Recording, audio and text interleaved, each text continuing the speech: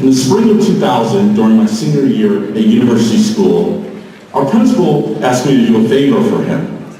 He wanted me to give a tour to a teacher interviewing for a position in the history department. Now, I was somewhat surprised that he had chosen me because I was, at best, an average student, and I really wasn't a leader in the school community.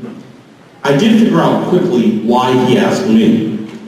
In the late 1990s, university school did not have a large black population. At the time, we only had one African-American faculty member in our high school. So I figured the U.S. was finally going to hire another African-American teacher. And they were asking me, who had been at the school for 7 years, to guide them around the school. This was going to be so cool. When the big day came, I arrived in the Commons to meet my guests. Behind me, I heard a voice. "Hello, I'm Mr. Paik." I turned around, and Mr. Paik was not black. I still don't know why I was chosen to give Mr. Paik a tour. After having been in school for a while, I suspect it was because I was one of the few kids to have a free period during that time.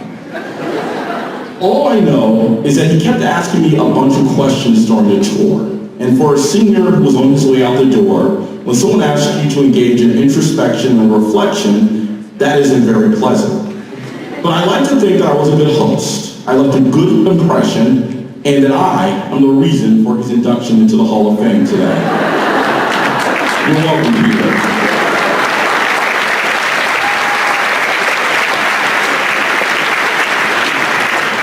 Some of you knew my speech and debate coach, Dr. Henry Strader. In addition to being a Hall of Fame coach, Doc was a top-notch scholar and teacher of the classics. If he were here today, I'm certain that he would have recognized the scene that I described above. He would remind me that at the core of Homer's epic poem, the Odyssey, is the theme of hospitality. Again and again, the scene involving the arrival and hosting of the stranger is played out in that epic. Sometimes the stranger comes disguised, and you can't recognize his true greatness. And it's a test of whether you extend hospitality to someone regardless of their status. That day when I gave Peter Paik a tour, I did not recognize his greatness as a teacher and a coach, and the place he would play in my life, and how deeply I could be indebted to him. At the heart of everything that Peter does, in the classroom, as a coach, and at his camp, is love.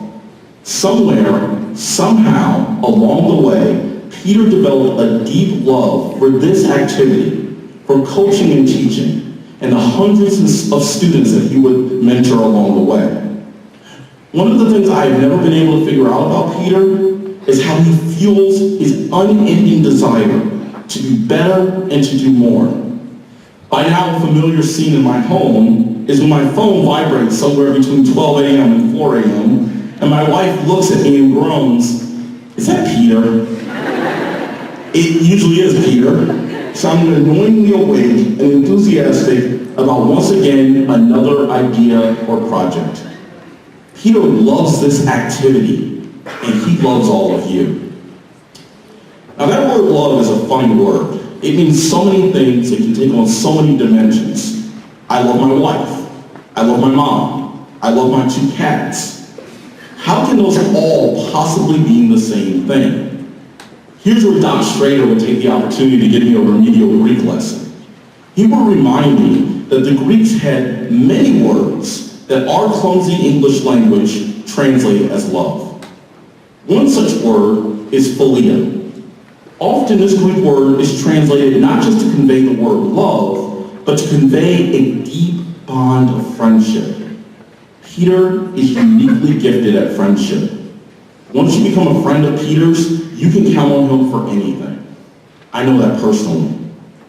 8 years ago, my wife's chronic epilepsy took a turn for the worse. And to be frank, I was caught completely and unresponsibly unprepared. So when I needed to learn how to drive, so we didn't have to rely on rides from others, Peter took me driving in parking lots. When I needed a weekend off from judging to attend a family or religious obligations or just to relax, I got that weekend off, and I know it came at a great strain to Peter. When I sat in despair in my wife's hospital room after her second brain surgery, it was Peter's random call in the middle of his busy school day that lifted my spirit. Peter is a much better friend than I have ever deserved. Another word that the Greeks give us is the word storge. Now this Greek term is a complicated term, but it can be used to refer to the instinctive love that binds families together. When I returned to the U.S., what impressed me most about Peter is how he had worked so hard to bring speech and debate together into one team that represented university school. And when we're at our best, university school speech and debate is a family, and that's thanks to Peter. Families are often bound together by ritual. When those rituals appear to the outsiders, they can sometimes look meaningless, but they mean so much to the family. Whether it's singing the wonderfully anachronistic and corny fight song, or the majestic alma mater on the way home after a tournament, or eating at Kumo after state qualifiers, we have our rituals at university school. For me, the highest honor of my professional career is the fact that Peter has trusted me with his family. He's allowed me to coach his son Isaiah. He's allowed me to serve as academic advisor to his son Abraham. Even though I have very little to do with their success, that's all Peter and Janet, I cannot help but feel pride every time they accomplish something new. You can also look to the Greek word agape. The theologian William Barclay once wrote of agape. Agape has to do with the mind. It is not simply an emotion which rises unbidden in our hearts. It is a principle by which we deliberately live.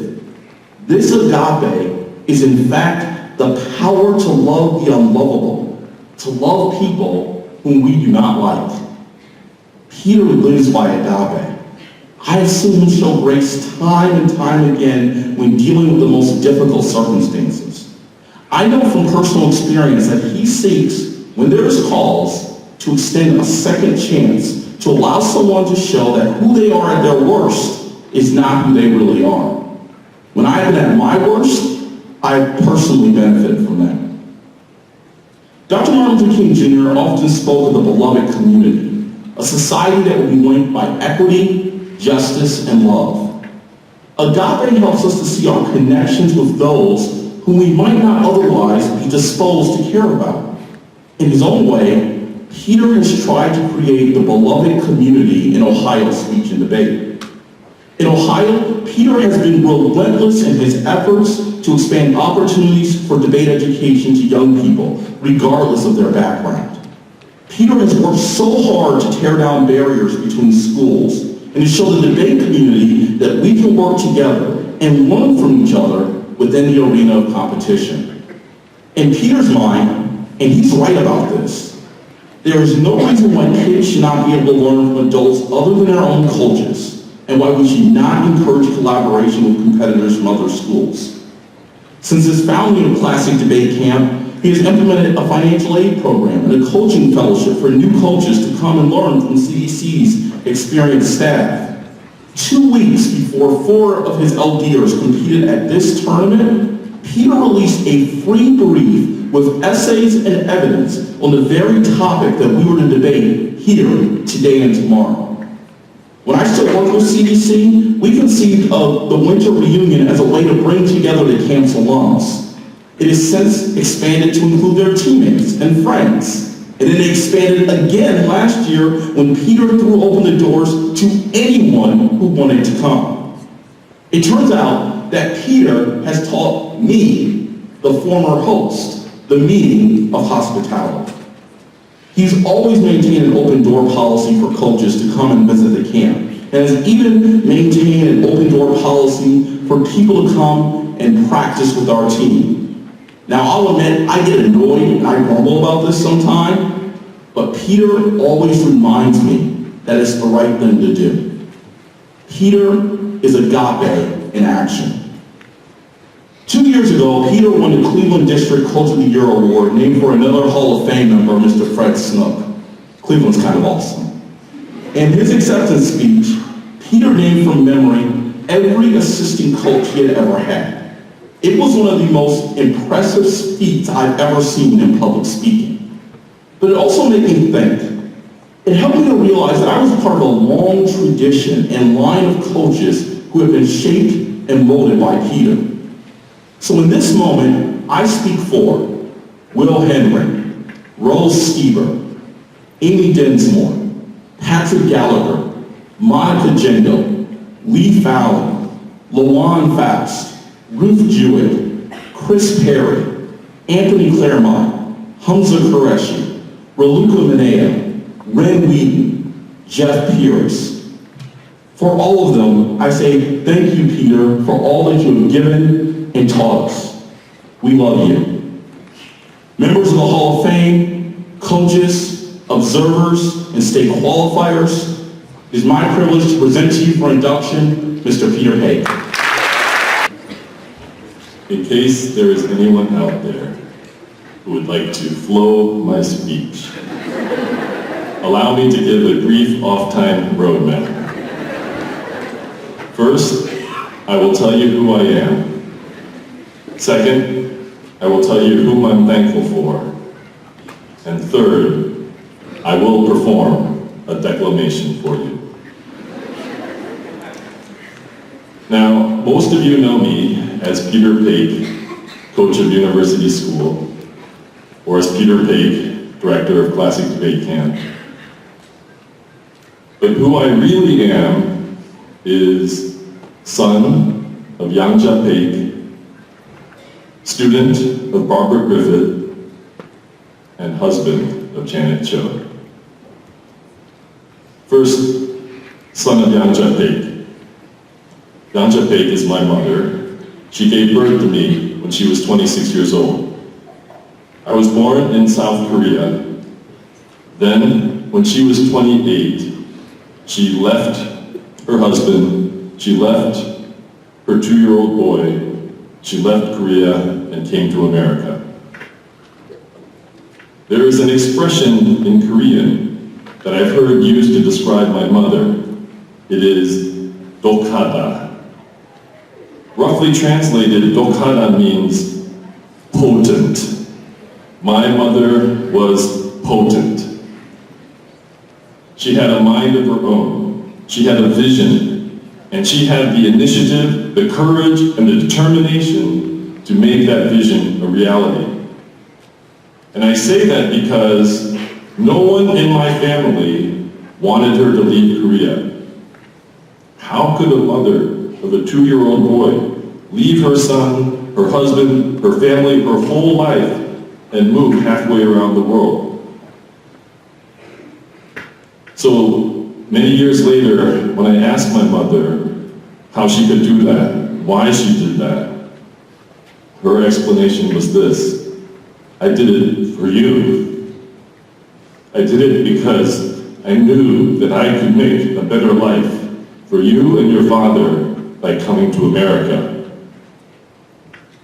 So she left Korea and she came to America where she knew no one and she knew hardly any English. But she had been trained as a nurse and she got a job at Edgewater Hospital on the north side of Chicago. And after working 2 years and earning enough money, she was able to bring my father and me to America. So I am the son of Yangja Paik, and it is because of her that I came to America. Next, I am the student of Barbara Griffith. Barbara Griffith was my speech coach. Let me tell you 4 things about her. First, she was fanatical about speech and debate. Nothing would stop her from coaching. Our team had only 10 students on it at most. If only 3 signed up for a tournament, that didn't matter to her. She would take us. If the school would not give her a bus, she would drive us in her own car. If a certain team member was too busy during the week to practice with her after school, she would call him up on Friday evening and demand that he give her his speech over the phone. So she was relentless. Second, she was very demanding when it came to enunciation.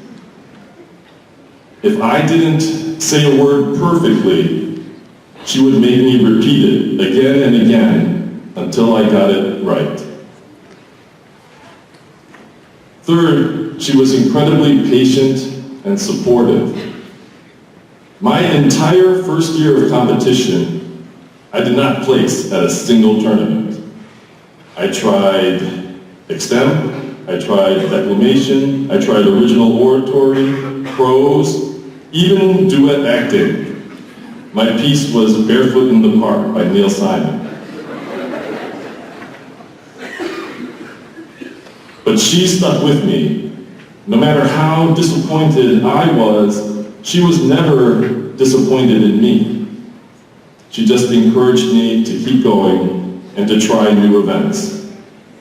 So at the start of my junior year, she sent me to a tournament and she put me into radio speaking.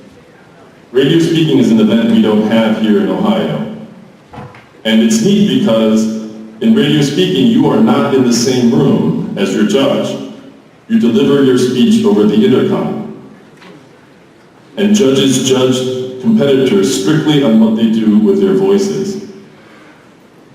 So at my first tournament in radio speaking, I actually made it to the final round, and I won 6th place, but I couldn't have been happier. Fourth, and maybe most importantly, Ms. Griffith understood the power of speech. I grew up in Iowa and Illinois. I went to school where I was the only Asian kid. I was teased, I was made fun of, and by the time I got to high school, I had internalized a lot of racism. I wanted nothing more than to not be Asian. I wanted nothing more than to not be looked at as if I were different, as if I were inferior. I wanted to be white.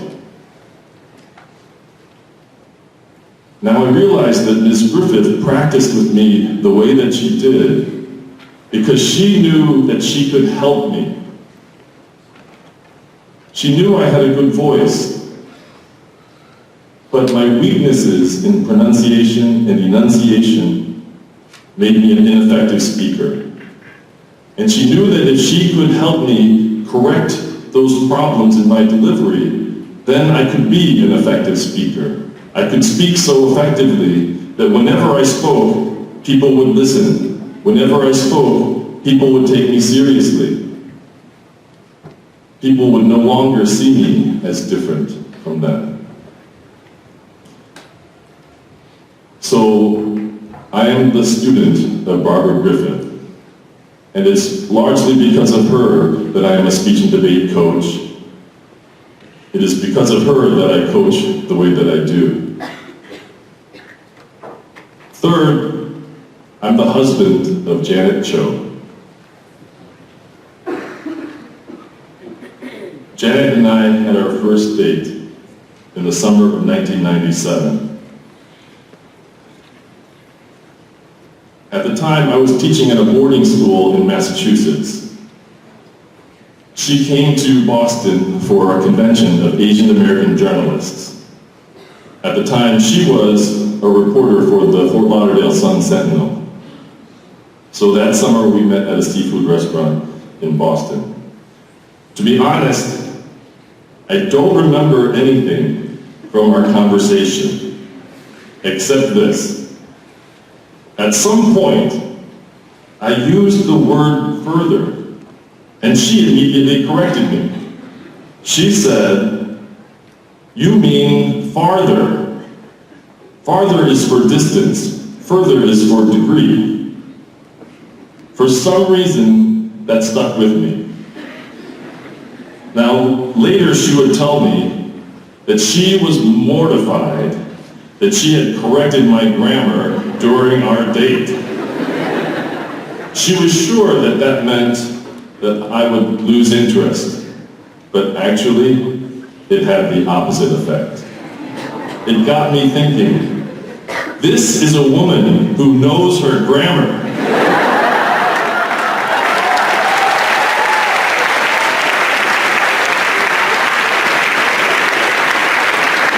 This is a woman who thinks for herself and who speaks her mind. This is a woman I should get to know better. By January 1999, Janet got a job at the Cleveland Plain Dealer, and she moved to Ohio from Florida. In June 1999, I moved to Ohio from Massachusetts to be with her. Then in 2000, I was hired by University School after being given a great tour by Mr. James Lewis.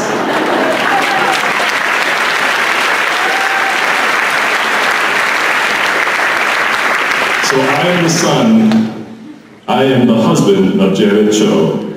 It's because of her that I came to Cleveland. Without her, I never would have ended up at University School. And without her amazing forbearance and constant support, I wouldn't have been able to go to 20 tournaments a year for 20 years. So I am the son of Yangja Paik, I am the student of Barbara Griffith, and I am the husband of Janet Cho. If there is a message for you to take away from the story of who I am, it is this. No one in this room is an isolated individual. Each of us is the product of our relationships. It is our relationships that give our lives meaning. It is our relationships, more than anything else, that make our lives rich and worth living. 35 years from now, you're not going to remember what place you won. Even if you win the state championship, in 35 years, you're really not going to care. What you are going to remember is this. I was a student of Leslie Molbach. I was a student of Rich Fujimoto. I was a student of Scott Quaid. I was a student of Paul Moffat. I was a student of James Lewis. I was a student of Dan Cece. I was a student of Stephen Boudreaux. I was a student of Holly Custer.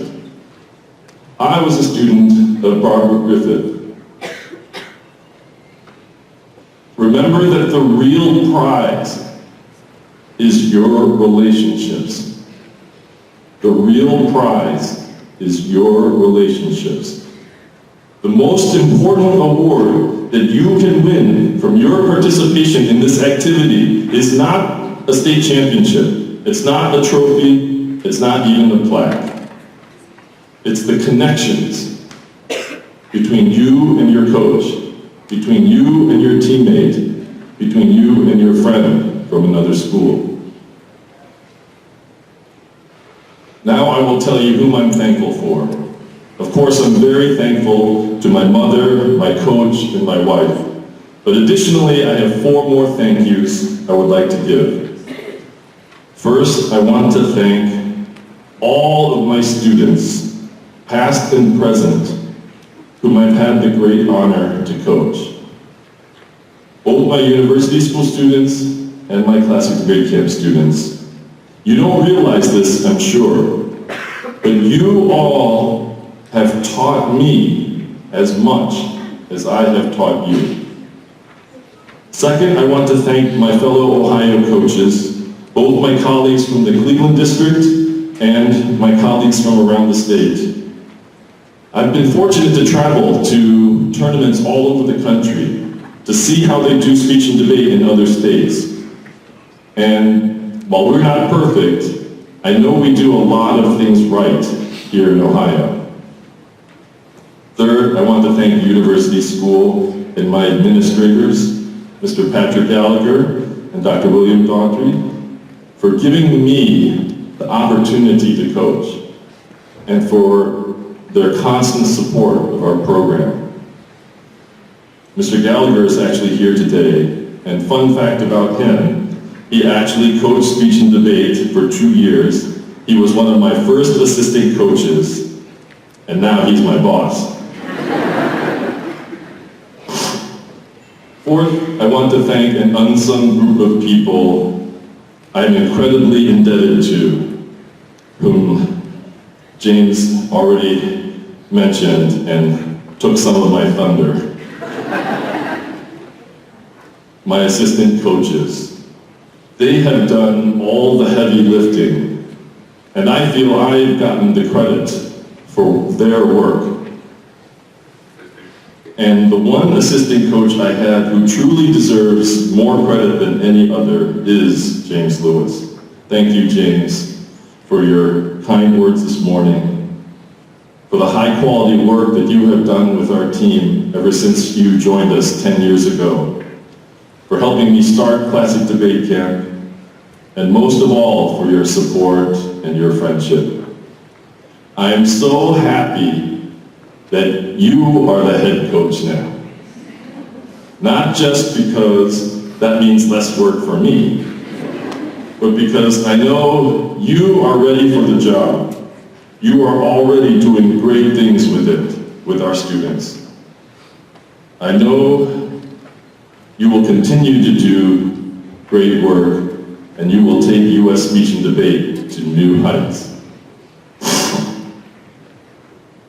Now, I will close with a declamation. I want to give you this declamation because the words of this speech, I believe, are infinitely more valuable than any words that I could come up with to close my speech with. I want you to hear these words because we too are living at a time when our nation is deeply divided and truly in peril. I want you to hear these words because they remind us what our nation stands for. They remind us of the values and ideals that make our nation worth struggling for. I want you to hear these words because the struggle for the survival of our nation is not over. It is an ongoing struggle in which each of us must do his or her part. The Gettysburg Address by Abraham Lincoln.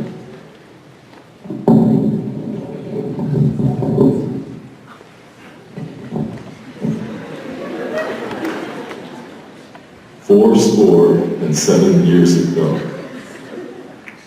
our fathers brought forth on this continent a new nation conceived in liberty and dedicated to the proposition that all men are created equal.